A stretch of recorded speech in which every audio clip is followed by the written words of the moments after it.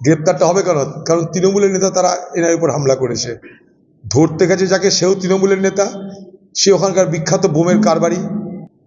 বাংলার মুখ্যমন্ত্রী মমতা ব্যানার্জি সে এই ধরনের হামলার ওকালতি করছে। খালি মুখে মোদী বিরুদ্ধে লড়লে হবে না। অ্যারেস্ট করছেন না কেন আপনি? জলপাইগুড়ির ক্ষতিগ্রস্তদের কথা কিন্তু দিল্লিতে বলা হয়নি, সেটাকে মেকআপ করার জন্য রাজভবনে বলা হচ্ছে।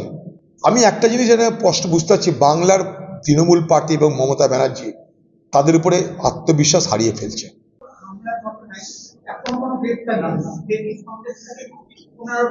তা তো বটেই, গ্রেপ্তারটা হবে কেন? কারণ তৃণমূলের নেতা তারা এনার উপর হামলা করেছে। ধরতে গেছে যাকে, সেও তৃণমূলের নেতা, সে ওখানকার বিখ্যাত বোমের কারবারি। তার নেতৃত্বে সারা বাংলার বিভিন্ন জায়গায় বোমা পাচার হতো, তার জন্য বিস্ফোরণ, এবং সেখানটায় ধরতে গিয়ে তাদের উপরে হামলা।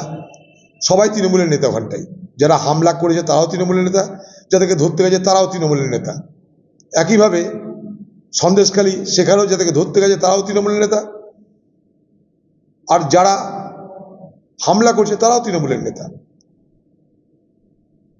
অতএব এর মধ্যে কোনো ফারাক নেই। সবথেকে বড় কথা, বাংলার মুখ্যমন্ত্রী মমতা ব্যানার্জি সে ওকালতি করছে। বাংলার মুখ্যমন্ত্রী মমতা ব্যানার্জি সে এই ধরনের হামলার ওকালতি করছে।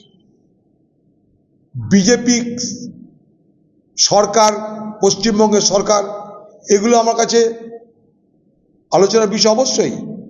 ইডিকে, সিবিআইকে, ইনকাম ট্যাক্সকে ব্যবহার তো করছেই, কিন্তু আপনি বলুন বাংলার মুখ্যমন্ত্রী মমতা ব্যানার্জি, যদি এখানে এনআইএ অন্যায় করে থাকে, ইডি অন্যায় করে থাকে, সিবিআই অন্যায় করে থাকে, আপনি তাদেরকে গ্রেপ্তার করছেন না কেন? আপনার হিম্মত হচ্ছে না কেন তাদেরকে গ্রেপ্তার করার? আপনি বলছেন রাতের বেলা শ্লীলতাহানি হচ্ছে মা বোনদের উপরে। তা যদি হয় তাহলে শ্লীলতাহানির কেস করুন, আপনি দিয়ে অ্যারেস্ট করুন তাদেরকে, তবে না বুঝবো আপনি মোদীর বিরুদ্ধে লড়বেন। খালি মুখে মোদীর বিরুদ্ধে লড়লে হবে না। অ্যারেস্ট করছেন না কেন আপনি?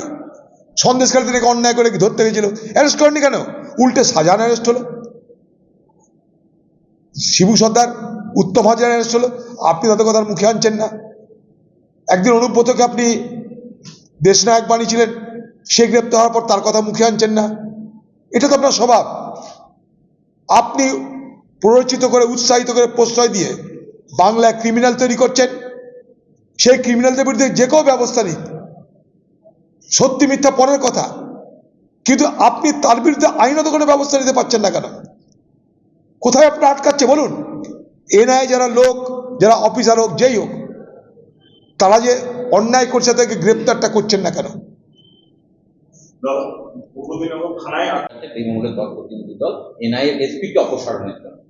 দেখাতেই পারে, আইনে যদি হয় সরাবে, এটা নিয়ে আমাদের কিছু বলার নেই। এজেন্সির বিরুদ্ধে অভিযোগ জানিয়ে দিল্লিতে নির্বাচন কমিশনে ধর্ণা দিতে গিয়েছিল তৃণমূল সাংসদরা, সেখানে দিল্লি পুলিশ তাদেরকে আটক করেছে। গতকাল রাত্রে এই ঘটনার প্রতিবাদে আবার রাজভবনে গিয়েছিল অভিষেকের নেতৃত্বে তৃণমূলের একটা দল, প্রতিনিধি দল, এবং সেখানে গিয়ে তাদের এই তাদেরকে যে আটক করা হয়েছে এই প্রসঙ্গে পাল্টে গিয়ে জলপাইগুড়ির ক্ষতিগ্রস্তদের। দেখুন, জলপাইগুড়ির ক্ষতিগ্রস্তদের কথা কিন্তু দিল্লিতে বলা হয়নি, সেটাকে মেকআপ করার জন্য রাজভবনে বলা হচ্ছে। কিন্তু জলপাইগুড়ির ক্ষতিগ্রস্তরা এখনো পর্যন্ত সাহায্য পেল না কেন, তার দায় কে নেবে? প্রধানমন্ত্রী না মুখ্যমন্ত্রী? এর আগেও আপনাদের বলেছি, মুখ্যমন্ত্রীর কাছে 2005 সালে কংগ্রেসের আমলে তৈরি করা ন্যাশনাল ডিজাস্টার রেসপন্স ফান্ড আইন করে তৈরি করা হয়েছিল, ন্যাশনাল ডিজাস্টার রেসপন্স অ্যাক্ট 2005। তাতে রাজ্যের হাতে টাকা থাকে, সেই টাকা এখনো বন্টন হলো না কেন? কেন নজর ঘোরাতে, কেন চোখ ঘোরাতে, কেন দৃষ্টিভঙ্গি ঘোরাতে, কেন আসল তথ্যগুলোকে লুকাতে দিল্লিতে ধর্নার নাটক, রাজ্যপালের কাছে ধর্নার নাটক কেন করা হচ্ছে? করুন, কিন্তু সেগুলো তো খবরে আসার জন্য করা হচ্ছে, কাজের কাজ কিছু হবে না। আপনারাও জানেন, আমরাও জানি। নির্বাচন কমিশন, তার আন্ডারে কি এনআইএ কাজ করে? তার আন্ডারে ইডি সিবিআই কাজ করে? মানুষকে সহযোগিতা করার দরকার বন্যার ত্রাণে, সেটা বন্যা বলছি, প্রাকৃতিক দুর্যোগের কারণে, সেটা রাজ্যের দায়িত্ব। রাজ্য সেই দায়িত্ব পালন করছে কোথায়? কেন্দ্র সেই দায়িত্ব পালন করছে কোথায়? কোথায় কেন্দ্র, কোথায় রাজ্য? আমরা জানতে চাই। ভোটের সময় সব উত্তরবঙ্গ সফর শুরু হয়ে গেছে, সেই সমস্ত মানুষের জন্য কি করা হলো আমরা জানতে চাই। রাজ্য কত টাকা খরচা করে তাদের জন্য জানতে চাই আমরা।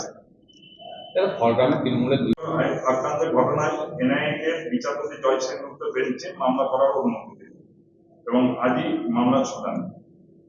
আমি একটা জিনিস এখানে স্পষ্ট বুঝতে পারছি, বাংলার তৃণমূল পার্টি এবং মমতা ব্যানার্জি তাদের উপরে আত্মবিশ্বাস হারিয়ে ফেলছে। তারা মনে করছে এবারে নির্বাচনের বিপদ আসন্ন। এটা এদের তাহলে প্যানিক রিয়াকশন, এগুলো আতঙ্কের প্রতিক্রিয়া, এগুলোকে বলে প্যানিক রিয়াকশন। তাতে এই জিনিস করার কোনো প্রয়োজন ছিল না। প্যানিক রিয়াকশন করছে মমতা ব্যানার্জি। দাদা, লোকসভা ভোটের সমস্ত হ্যাঁ, তদন্তের প্রয়োজনে আনতে হবে ভাঙাকারীরা। আনবে, এটা তো ভালো। গ্রেপ্তার করে ভোট দিক জেলে, দম থাকে তো করুক। এগুলো সব নাটক চলছে, মানে নাটক। বাংলার মানুষকে ধোঁকা দেওয়া হচ্ছে, আসল অপরাধীদের রক্ষা করা হচ্ছে। আসল অপরাধীদের রক্ষা করার জন্য এখানকার পুলিশকে ব্যবহার করা হচ্ছে। কারণ এখানকার পুলিশ বলছে যে এনআইএ নাকি তাদেরকে কথা বলে সেখানটায় প্রবেশ করেছিল। সেই পুলিশ অফিসারদেরকে তাড়িয়ে দিয়েছে দিদি, তুরন্ত সেই সমস্ত পুলিশ অফিসারকে ট্রান্সফার করে দিয়েছে। এই ঢপের খেলা এখন চলবে। দিদি তার নিজের লোকদেরকে বার্তা দিচ্ছে, অন্যায় করো আমি আছি, অন্যায় করো, লুট করো, বোমা বানাও, বোমা ফাটাও, দিদি তোমাদের সঙ্গে থাকবে।